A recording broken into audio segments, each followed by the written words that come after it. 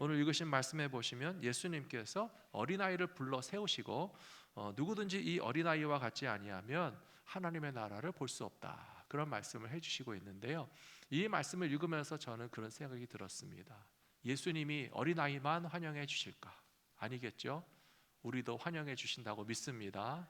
여러분도 이 시간 교회 오셔서 다 예수님의 환영을 받고 있으시다는 사실을 분명히 믿으시기 바랍니다.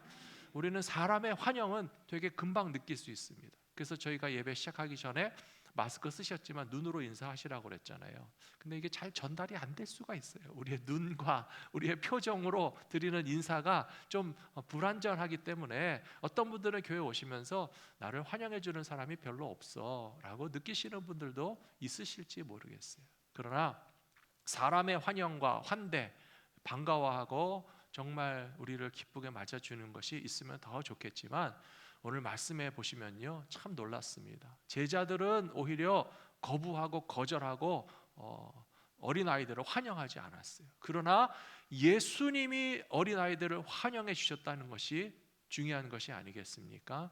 저와 여러분을 모든 사람들이 100% 천사람 만사람 다 나만 주목하고 환영해 주지 않는다 할지라도 예수님이 나를 오늘도 환영해 주시니까 얼마나 좋은가, 얼마나 기쁜가, 얼마나 나는 예수님께 사랑받는 존재인가 라고 하는 것을 기억하시면서 예수님이 환영해 주시는 그 구원과 하나님의 나라와 그런 참된 교회에 한 분도 빠짐없이 동참하시는 모든 성도님들 되시기를 축원합니다.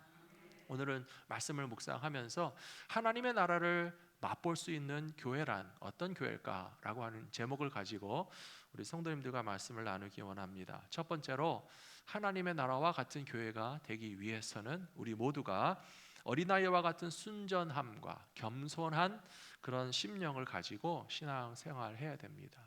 오늘 본문 말씀에서 예수님이 분명히 말씀하셨습니다. 마태복음 18장 3절 4절에 보시면요, 이르시되 진실로 너희에게 이르노니 너희가 돌이켜 어린 아이들과 같이 되지 아니하면 결단코 천국에 들어가지 못하리라. 그러므로 누구든지 이 어린아이와 같이 자기를 낮추는 사람이 천국에서 큰 자니라.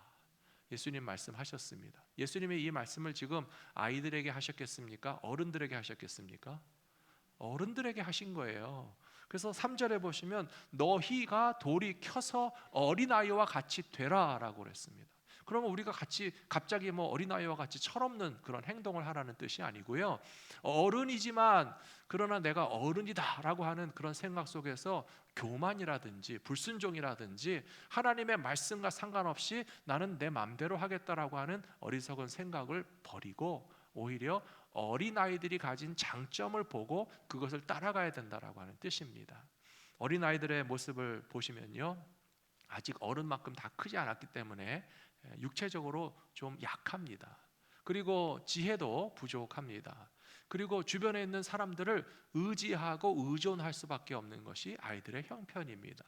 그렇기 때문에 어린아이들은 너나 할 것 없이 보호해줘야 되고 돌봐줘야 되고, 아이들이 도움을 구하는 것에 대해서 좀 때로는 벅차거나 좀 귀찮게 여겨지실 수도 있겠지만, 어린아이들에게는 돌봄과 사랑이 필요하기 때문에 의존하는 것을 얼마든지 이해하고 그렇게 돌봐주시지 않습니까? 근데 생각해 보면요, 어른들도 마찬가지예요. 어른이 돼서 우리의 신체가 다 성장했다고 그래서 우리의 육체가 그렇게 완벽하나요? 우리의 몸이 약할 때가 있어요. 어른이 돼서 많이 지혜가 있고 경험이 있고 학교를 다니셨다고 해서 우리가 정말 그 어떤 일에도 정확하게 판단하고 무엇에도 속아 넘어가지 않을 그런 자신이 있으십니까? 얼마나 한국과 미국에서는요, 요즘 그런 뭐라 그러죠? 전화로 이메일로 여러 가지 속여가지고 돈 뺏어가는 일들이 많잖아요.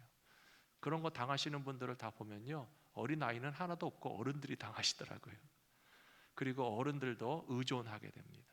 나는 성인이니까 혼자서도 얼마든지 잘 살 수 있어 라고 큰소리 치기보다는 우리는 마음으로 누군가 의존하고 누군가 함께 살아갈 때 힘이 되고, 공동체라고 하는 것이 얼마나 나를 보호해 주는가 라고 생각하면 아이들만 지혜와 힘과 의존적인 것이 아니고 어른들도 지혜가 부족하고 어른들도 누군가 의존하게 되는데, 그런데 그렇게 부족한 우리들을 예수님께서 업신여기지 않으시고 누구든지 이 어린아이와 같지 아니하면 천국에 들어갈 수 없기 때문에 오히려 더 어린아이와 같은 순전한 모습과 겸손한 모습과 순종하는 마음으로 천국 백성답게 살아라 하신 말씀을 기억하시면서 주님의 말씀을 따라가시는 모든 성도님들 되시기를 부탁합니다. 마가복음 10장 14절에 보시면요, 예수님의 제자들이 어린아이들이 오는 것을 이렇게 거절하고 쫓아냈다라고 되어 있습니다. 그래서 예수께서 그것을 보시고 노하여 이르시되 어린아이들이 내게 오는 것을 용납하고 금하지 말라. 하나님의 나라가 이런 자의 것이니라. 내가 진실로 너희에게 이르노니 누구든지 하나님의 나라를 어린아이와 같이 받들지 않는 자는 결단코 그곳에 들어가지 못하리라 하시고. 사랑하는 성도 여러분, 어린아이들의 특징은요 굉장히 단순합니다. 한 가지에 꽂히면 그것에서 딴 생각을 전혀 하지 않습니다. 하나님의 나라와 예수님 만나는 것을 그만큼 사모하십니까? 어른들은요 좀 머리가 복잡해요. 관심도 많고요, 이렇게 여러 가지 분산이 돼가지고 이것도 없고 저것도 없고 가지고 싶은 것도 많고 하고 싶은 것도 많아서 주님을 바라보는 것에 있어서 어린아이들만큼이나 단순하게 몰두하고 집중하고 하나님의 나라를 그렇게 정말 심플하게 거기에만 우리의 마음을 쏟아놓는 일들을 잘 못하는 것이 어른들의 특징인 것 같아요. 얼마 전에 보니까 한국의 유명한 그룹이 LA에서 음악 공연을 하는데요, 정규 그 티켓 가격이 아니고 남이 산 표를 대신 사는 암표 가격이 18,000불 한다는 것 같았어요. 18,000불도 없지만 18,000불을 줘도 저는 그런 공연을 보러 가고 싶은 생각은 별로 없어요. 그러나 그만큼 젊은이들이나 내가 좋아하는 것에 떠받들고 집중해서 내가 있는 돈 없는 돈 다 모아가지고 그 공연 보고 싶다라고 하는 그런 마음을 가진 사람들이 있잖아요. 예수님 말씀하시는데 아이들이 그렇다. 어린아이들은 순수하다.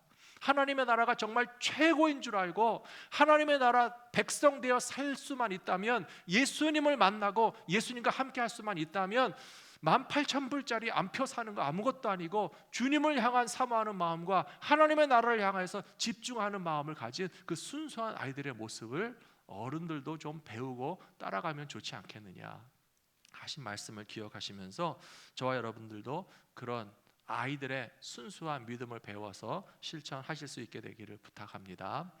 또 예수님은 우리에게 이렇게 말씀해 주시고 있습니다.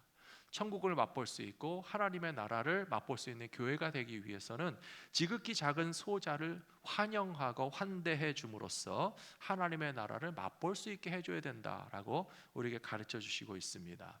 오늘 본문 말씀 18장 10절에 보시면요, 삼가 이 작은 자 중에 하나도 업신여기지 말라.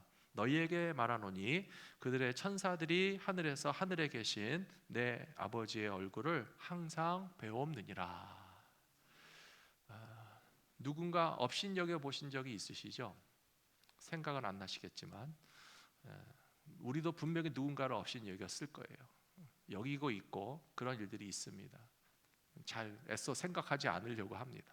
근데 거꾸로 누군가에게 업신여김을 당해본 적이 있으십니까?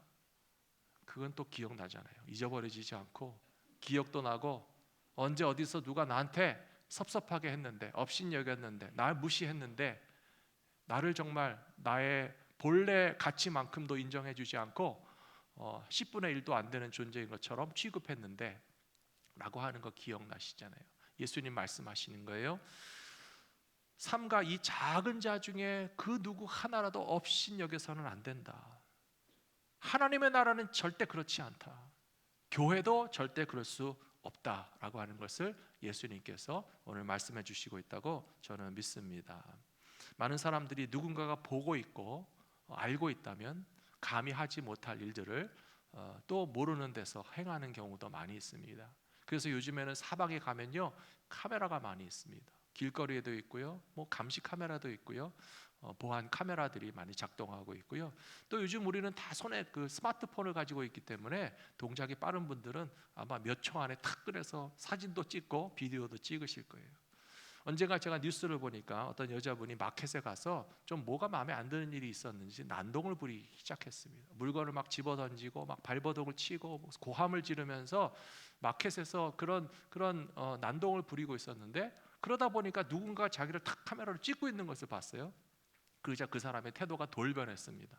제발 찍지 말라고, 내가 이런 짓을 하고 있는 것을 녹화해가지고 어디 세상에 알려지면 나 창피해서 못 사니까 제발 봐달라고, 그렇게 난동을 부리던 사람이 얌전해지고 누군가가 보고 있다는 것 때문에 꼼짝 못하는 그런 뉴스를 보면서, 사람들이 누군가 보고 있다는 것에 대해서는 저렇게 확실히 무서워하는구나 라고 하는 것을 느낄 수가 있었습니다.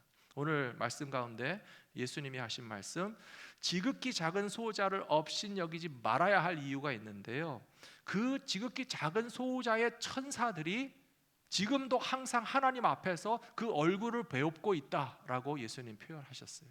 무슨 의미하는지 아십니까? 천사들이 카메라로 찍어서 하나님한테 다 보여드린다는 거예요. 우리를 업신여기는 사람, 우리를 미워하는 사람, 정말 다른 사람들을 정말 억압하고 밀쳐내고 또 정말 무시하는 사람의 행동을 천사들을 통해서 하나님이 보고받으신다고 생각해 보세요. 우리가 누구를 감히 업신여기고 멸시하고 천대할 수가 있겠습니까? 사랑하는 성도 여러분, 하나님이 보고 계신다는 사실 때문에 뿐만 아니라 우리에게 주신 사랑의 계명을 항상 보이는 곳에서, 보이지 않는 곳에서 차별함이 없이 실천할 때에 주님이 칭찬해 주시고 축복해 주실 것이라고 저는 믿습니다. 누가복음 16장에 보시면 부자와 거지 나사로의 이야기가 나옵니다. 그 이야기는 참 재미있기도 한데요, 약간 이해하기 어렵고 오해할 소지가 있는 내용도 담겨져 있는 것이 부자와 거지 나사로의 이야기입니다. 부자는 아시는 것처럼 지옥불에 떨어졌습니다. 그리고 부잣집 앞에서 그 상의 부스러기를 받아 먹고 몸에 상처도 많고 피부병도 있어서 괴로워하던 이 거지 나사로는 천국에 가서 아브라함의 품에 안겼다라고 하는 그런 스토리인데요, 여기에서 우리가 오해하지 말아야 될 것은 뭐냐면, 부자가 왜 지옥에 갔느냐라고 하는 거예요. 부자가 지옥에 간 것이 혹시 부자이기 때문에 지옥 갔다라고 오해하실 분은 한 분도 없으시기 바랍니다. 부자라고 해서 다 지옥 간다면 우리는 부자가 되지 말고 거지가 되지 않겠습니까? 근데 거지가 되려고 하는 사람은 아무도 없어요. 부자가 지옥 간 것은 부자이기 때문이 절대 아닙니다. 부자가 아브라함의 품에 안기지 못한 이유는 자기 집 앞에 앉은 거지 나사로에 대한 철저한 무관심입니다. 무시하고 멸시하고 사람이 거기 있어도 있는 것으로 치지 않았던, 정말 투명인간 취급한다라고 하는 말을 요즘에 들어보셨을 텐데요, 제가 들어보니까 한국에서 그런 일들이 많습니다. 어떤 조직 안에서, 회사에서 한 사람을 딱 왕따시키면서 그 사람을 투명인간 취급한다고 해요. 그 사람에게 일을 주지도 않고 보고받지도 않고 함께 어울리지도 않고 식사도 않고 대화도 않고 완전히 한 사람을 따돌려서 투명인간 취급하니까 그 사람이 견디다 못해서 자살을 시도했다고 그러지 않습니까? 이 부자라고 하는 사람이 자기 집 앞에 있는 거지 나사로를 못 봤겠습니까? 존재를 몰랐겠습니까? 그 사람이 정말 자기 집에서 나가는 음식물 쓰레기 같은 걸 받아 먹고 산다는 사실을 과연 몰랐겠습니까? 그러나 그 가난한 사람과 고통받는 사람의 그 외롭고도 소외된 것에 대해서 전혀 공감할 줄 모르고 불쌍히 여길 줄 모르고, 뭐 부자니까 전 재산을 다 내놓으라는 것도 아닌데 조금이라도 그 사람에게 자비를 베풀면서 형제로서의 사랑을 표현했더라면 과연 하나님께서 그 부자를 지옥으로 가게 하셨을까라고 하는 것을 우리는 충분히 생각해 볼 수 있습니다. 누가복음 16장 25절에서 아브라함이 이르되 너는 살았을 때 좋은 것을 받았고 나사로는 고난을 받았으니 이것을 기억하라. 이제 그는 여기서 위로를 받고 너는 괴로움을 받느니라. 사랑하는 성도 여러분, 우리가 좋은 것을 누리고 하나님의 축복과 위로 가운데 있을 때에 고난받는 형제와 이웃을 기억해 주시기를 부탁드립니다. 그것이 하나님의 나라 백성답게 사는 방식이 될 것이고, 그것이 교회다워지는 길이 된다는 사실을 기억하시고 신앙생활 하시는 저와 여러분들이 되셔야 할 것이라고 믿습니다. 요즘 저희는 욥기 말씀을 새벽에 같이 묵상하고 계시죠? 저 욥기를 새벽기도 인도하면서 정말 매일매일 새롭게 배우는 것이 참 많습니다. 욥의 친구들이 찾아와서 제일로 잘한 것이 뭔지 아십니까? 욥의 친구들이 찾아와서 제일로 잘하는 것은요, 그의 아픔과 슬픔을 위로했다는 거예요. 그리고 성경에 보시면요, 7일 동안이나 한마디도 하지 않고 욥의 옆에 앉아서 그의 애통함에 동참하는 그 시간들, 그건 엄청난 일이라고 생각합니다. 세상에 어떤 친구가 우리가 어려움 당하고 고통 당하는데 찾아와서, 멀리서 찾아와서 일주일 동안 우리 아픔 곁에 머물러 있는 사람은 어디 있습니까? 그런데 그 친구들이 입을 열어서 말하기 시작하자 이제부터 좀 삐끄덕거리기 시작합니다. 친구들이 생각하기에는 욥이 재난을 당한 것이 죄가 많아서라고 생각하고, 친구들이 보기에는 하나님께서 욥을 치시는 이유가 아직도 회개하지 못한 허물이 많기 때문에 욥이 당하는 것은 당연하고, 그래서 더 하나님 앞에 회개해야 된다라고 하는 그런 진단과 처방을 내리게 됩니다. 그러자 욥이 친구들에게 뭐라고 얘기했는지 아십니까? 너네들은 아무 쓸데없는 의사야. 도움이 되지 않는 의사 선생님 같다. 우리가 의사 선생님에게 갔는데 우리의 질병을 잘 진단해 주시고 우리의 병의 원인을 찾아내시고 거기에 대한 치료 방법과 처방을 제대로 하신다면 정말 좋은 의사요, 고마운 의사겠죠. 그런데 만일에 우리의 병을 제대로 알지도 못하면서 잘못된 진단과 처방으로 멀쩡한 우리의 몸을 더 망친다면 쓸데없는 의사고 도움되지 않는 의사라고 우리가 정말 원망하게 되지 않겠습니까? 그리고 저는 욥의 친구들의 모습을 보면서 자칫하면 우리 크리스찬들이 이렇게 하기 쉽다는 것을 반성하지 않을 수 없습니다. 더 솔직히 말해서 우리 목회자들도 성도들의 고통에 대해서, 아픔에 대해서, 문제에 대해서 함께 공감하고 이해하기 위해서 더 노력하는 것이 아니라 그냥 너무 손쉽게 성도님 좀 회개하십시오, 성도님 신앙생활 좀 똑바로 하십시오, 하나님 더 잘 섬기고 기도 열심히 하십시오, 틀린 말이 하나도 아니지만, 그러나 너무 쉽게 판단하고 너무 쉽게 권면하는 것이 그 사람의 삶의 진면목을 다 들여다보지 못한 채 욥의 친구들 같이 그저 무책임하게 던지는 말이 될 수도 있다는 것을 생각하면서, 우리들이 하나님의 나라 백성으로서 친구와 이웃과 신앙의 동료들을 위해서 해줘야 될 중요한 일은요, 공감하는 것입니다. 같이 아파하는 것입니다. 회개를 해도 같이 회개해야 되고요, 기도를 해도 같이 기도해야 되고요, 정말 겸손한 마음으로 주님 앞에 함께 나아가자고 그렇게 권면한다면 욥의 마음이 상처를 받는 것이 아니라 욥의 마음이 더 위로를 받을 수 있었겠다라고 하는 것을 생각하게 됩니다. 빌립보서에 보시면 사도 바울이 빌립보 교회 성도들에게 이렇게 편지 썼는데요, 아무 일에든지 다툼이나 허용으로 하지 말고 오직 겸손한 마음으로 각각 자기보다 남을 낮게 여기라, 그렇게 얘기하고 있습니다. 사랑하는 성도 여러분, 우리들이 마음이 변해서 나보다 다른 사람들이 다 훨씬 더 낫다라고 하는 생각을 가지시게 되기를 부탁합니다. 겸손해질 수 있는 방법은 그것밖에 없습니다. 내가 그래도 너보다는 좀 낫지, 그러면 절대로 겸손해지지 않습니다. 내가 다른 사람들보다는 그래도 좀 신앙생활 오래 했지, 잘하고 있지, 열심히 하고 있지, 그거 자기 스스로를 평가하는 것이 언제나 더 높으면요, 나랑 비교해서 다른 사람들이 다 모자라게 생각하고 부족하게 여겨져서 욥의 친구들처럼, 욥 너는 사업도 망하고 자식도 죽고 건강도 안 좋은데 나는 안 그런 거 보니까 네가 나보다 못한 것 같아. 욥의 친구들은 그렇게 접근하고 있잖아요. 근데 사도 바울은 거꾸로 말하고 있습니다. 오직 겸손한 마음으로 각각 자기보다 다른 사람이 더 낫다라고 하는 것을 생각하라. 세상 사람들은 겸손한 거에 대해서 좋다고 말하지만 사실은 겸손한 사람을 좀 우습게 생각하는 경우도 있습니다. 세상 사람들은 순종하는 사람들을 보면요, 존경하기보다는 이용해 먹으려고 합니다. 이 사람 말을 잘 듣는구나, 시키면 잘 써먹을 수 있겠구나. 그래서 우리들도 성경 말씀대로 겸손하려고 그러고 순종하려고 하다 보면 겸손한데 인정해 주는 게 아니라 우습게 생각하고, 우리가 순종하는데 우리를 정말 좋게 생각하는 것이 아니라 자꾸 유형에 몰려고 하니까 헷갈리기 시작합니다. 겸손하지 말아야 되나? 순종하지 말아야 되나? 그러나 예수님을 보십시오. 예수님은 우리에게 뱀처럼 지혜롭고 비둘기처럼 순결하라고 말씀하셨어요. 사람에게는 그냥 너무 쉽게 이용당하지 마시고요, 사람들이 우리를 좀 우습게 여기고 멸시하는 것에 대해서는요, 조금 더 흔들리지 마세요. 아이들의 부모들이 자녀들을 데리고 왔는데 예수님의 제자들이 오지 말라 그래도 그러면 예수님한테 가지 말아야지, 포기하지 않았잖아요. 그 아이들이 예수님에게 끝까지 달려갔거든요. 우리가 세상 사람들에게 이용당하거나 멸시를 당하기 위해서 겸손하고 순종하다는 것이 아니라 예수님을 닮기 위해서 다른 사람들 앞에서도 겸손하고 예수님의 순종함을 배워서 우리가 순종할 때에 하나님께서 우리를 높이 세워주실 것이라고 저는 믿습니다. 그래서 빌립보서에서는 이렇게 얘기했습니다. 너희 안에 이 마음을 품으라 곧 그리스도 예수의 마음이니.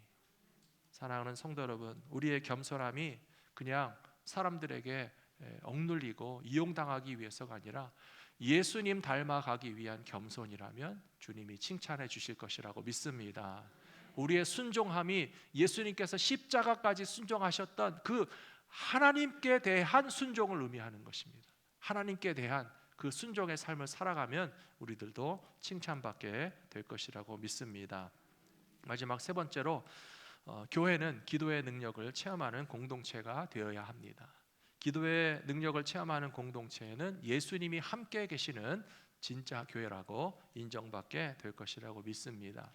이 본문 말씀은 오늘 이야기에서 조금 뒤에 나오는 말씀인데요. 마태복음 18장 19절과 20절에 보시면 이런 말씀이 있습니다. 진실로 다시 너희에게 이르노니 너희 중에 두 사람이 땅에서 합심하여 무엇이든지 구하면 하늘에 계신 내 아버지께서 그들을 위하여 이루게 하시리라. 두세 사람이 내 이름으로 모인 곳에는 나도 그들 중에 있느니라. 예수님 말씀하셨습니다. 너무나 잘 아시겠지만 교회는 기도하는 공동체입니다. 기도하는 교회가 참된 교회입니다. 생명력이 있고 하나님의 능력이 나타나는 교회는 성도들이 열심히 기도하는 교회여야 한다고 저는 믿습니다. 성도들의 신앙생활에 있어서도 기도가 점점 더 많아지시고 뜨거워지셔야 됩니다. 사랑하는 성도 여러분, 더욱더 기도의 사람들이 되시기를 부탁합니다. 하나님이 들으시는 기도는요, 어쩌면 누구나 할 수 있는 기도입니다. 어린아이라도 기도하면 예수님이 들어주시고 하나님이 들어주신다고 저는 믿습니다. 뿐만 아니라 오늘 예수님의 말씀을 보니까요, 두 사람이 합하여서 기도하면 하나님이 하늘에서 들어주신다고 그랬고요. 또 그 다음 말씀이 뭐였죠? 20절에서 두세 사람이 내 이름으로 모인 곳에는 나도 그들 중에 있느니라. 요거를 이렇게 바꿔 읽어도 똑같습니다. 두세 사람이 내 이름으로 기도하는 곳에는 예수님이 그들 가운데 계시다는 것이잖아요. 뭐 예수님께서 1000명 이상 기도해야 들어주고 그 이하는 내가 바빠서 못 간다, 그런 적 있으십니까? 뭐 10,000명 이상 모여서 기도하는 기도는 하나님이 들어주시고 하나님이 다 할 일도 많으신데 두세 사람의 기도는 패스다. 성경에 어디에도 그런 것이 없어요. 두 사람이 하나님의 마음에 합한 기도를 마음 모아 기도하면 하나님이 하늘에서 들으시고 응답하신다라고 되어 있고요. 하나님의 나라의 원리는요, 숫자가 많은 쪽이 항상 진리가 아닙니다.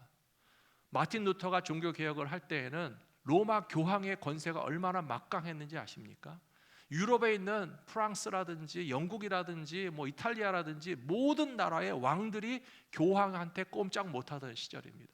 교회의 권세가 어마어마했습니다. 교회에서 만일에 수찬 정지 명령을 내리고 또 교회에서 쫓겨나는 그런 어떤 결정을 내린다면 그것을 죽는 것만큼이나 무서워하던 시대가 바로 중세 시대였습니다. 그런데 그 다수라고 해서 두려워하지 않았고, 마틴 루터는 성경을 연구해 보니까, 그리고 하나님 앞에서 기도해 보니까 교회가 가르치는 가르침 가운데 오류가 있다는 것을 분명히 깨달았습니다. 하나님의 은혜로 구원받는 것이고 성경 말씀대로만 믿어야지, 어떻게 교황청에서 내리고 만들어낸 교리 그대로 연옥에서 지옥 가지 않고 천국 가려면 그 면죄부 통에다가 동전이 땡그랑 떨어지는 소리를 듣고 그 영혼이 지옥으로 안 가고 천국 갈 거라고 하는 말도 안 되는 소리를 교회에서 하고 있을 때, 교회가 다수고 권력을 갖고 있다고 해서 거기에 굴종하는 것이 아니라 성경 말씀을 따라서 기도하면서 정말 믿음대로 행했던 것처럼 우리들이 기도하면 하나님이 도와주시는 놀라운 역사가 일어나게 될 것이라고 믿습니다. 지난 주간에 제가 무슨 강의를 하나 할 수 있는 기회가 있었는데요.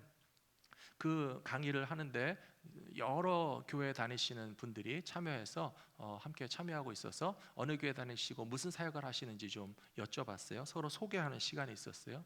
근데 참 이상하게 어느 특정한 한 교회, 한국에 있는 어느 교회 다니시는 전도사님들이 여러분이 계시길래 제가 좀 재미있기도 하고 궁금하기도 해서 우리 전도사님들이 다니시는 교회는 어떤 교회인지 한번 소개 좀 해주십시오. 그랬더니 참 놀라운 말씀을 하셨어요. 우리 갈보리 믿음교회 성도님들은 다른 데 가서 우리 갈보리 믿음교회는 이런 교회입니다 라고 말할 때 뭐라고 얘기하실까 좀 궁금한 생각이 들었어요. 그 전도사님들이 이 온라인 강의실에서 뭐라고 얘기했는지 아십니까? 우리 교회는요, 기도에 힘쓰는 교회고 기도의 능력을 믿는 교회입니다. 탁 말을 하시는 거예요. 제가 너무 멋진 대답이라는 생각이 들었고, 뭐 그것을 준비해 가지고 오신 것이 아니고 제가 그냥 물어봤어요. 여러분들이 사역하시는 교회는 도대체 어떤 교회입니까? 라고 물었더니 우리 교회는 교회의 능력을 믿고 기도에 힘쓰는 교회입니다 라고 말하니까 너무 멋있는 거예요. 그것이 정답이지 않습니까? 예수님의 말씀 마가복음 11장 17절에 보시면 주님이 이런 말씀하셨습니다. 이에 가르쳐 이르시되 기록된 바 내 집은 만민이 기도하는 집이라 칭함을 받으리라 하지 아니하였느냐? 너희는 강도의 소굴을 만들었도다 하시매. 교회는 만민이 기도하는 집이 되면 부패하거나 타락하지 않습니다. 그러나 교회 다니는 사람들이 기도는 하지 않고 강도처럼 자신의 이익과 명예와 사사로운 자기의 어떤 욕망을 충족하기 위한 수단과 방법으로 교회를 이용하기 시작하면 신앙이 변질되고 교회가 부패하고 그것이 절대 다수를 이루게 되면 교회가 만민이 기도하는 집이 아니고 강도의 소굴로 변해버릴 수 있습니다. 그렇기 때문에 종교개혁도 일어나는 것이고요, 오늘날 교회들에게 문제가 있고 크리스찬들이 참으로 그 신앙을 인정받지 못하는 이유가 있다면 아마 교회들이 다 기도에 힘쓰고 기도의 능력을 믿고 기도에 전념하는 교회라면 그런 일들이 생겨나지 않을 텐데, 그 교회에 있는 사람들이 너나 할 것 없이 다 자기가 하고 싶은 거, 자기의 욕망을 채우는 것, 자기의 정말 인간적인 욕심에 대해서 절제하거나 회개할 줄 모르고 그것을 감히 교회 안에서 마구 드러내게 되면 오늘날에도 예수님은 분명히 강도의 소굴이라고 책망하실 수밖에 없다는 것을 기억하시는 저와 여러분들이 되셔야 할 줄로 믿습니다. 사도행전 2장 42절에도 보시면 예루살렘 교회에 대해서 이렇게 기록하고 있습니다. 그들이 사도의 가르침을 받아 서로 교제하고 떡을 떼며 오로지 기도하기를 힘쓰니라 라고 되어 있습니다. 기도에 전념하고 기도의 능력을 믿는 만민이 기도하는 집이 진짜 교회입니다. 두세 사람이 기도하는 곳에는 예수님이 같이 계신다고 말씀하셨습니다. 예수님만이 나타나시고 예수님이 다스리시는 그런 교회가 되기를 원하시거든 더욱더 기도에 함께 힘쓰실 수 있는 저와 여러분들 되시기를 부탁합니다.